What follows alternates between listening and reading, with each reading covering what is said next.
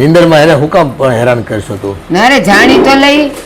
એ સાગરા એ ઊંઘણ છે, કુંભકરણ છે.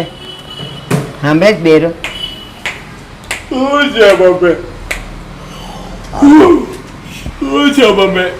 રાતે શાંતિ નથી લેવા દેતા. હું થયું? તને શાંતિ છે? આ વહુ હજી ઘરે નથી આવી પણ તારે શાંતિથી ઊંઘવું છે. આ જો અમે 2 જણા જાગીએ છે એના માટે. ફોન આવ્યો તો? અરે ના, ફોન નથી આવ્યો પણ એના મામાના ઘરે જ ગઈ છે ને. એમાં ટેન્શન લેવાની શું જરૂર? એ લોકોની પાર્ટી ખતમ થશે એટલે એના મામાનો છોકરો મૂકી જશે અહીંયા. એમ કેમ મૂકી જાય?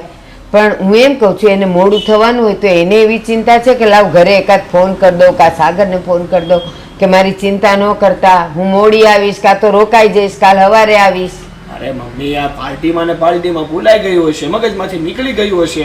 આવી ખોટી ચિંતા નહીં કરવાની. જો બીજે ક્યાંય ગઈ હોય ને તો આપણે ચિંતા રહી. હવે એના મામાના ઘરે જ ગઈ છે તો ખોટી હું ચિંતા કરવી? બેટા એના મામાના ઘરે ગઈ છે પણ અડધી રાતે ઘરે આવે અને રસ્તામાં કંઈક થયું હોય તો?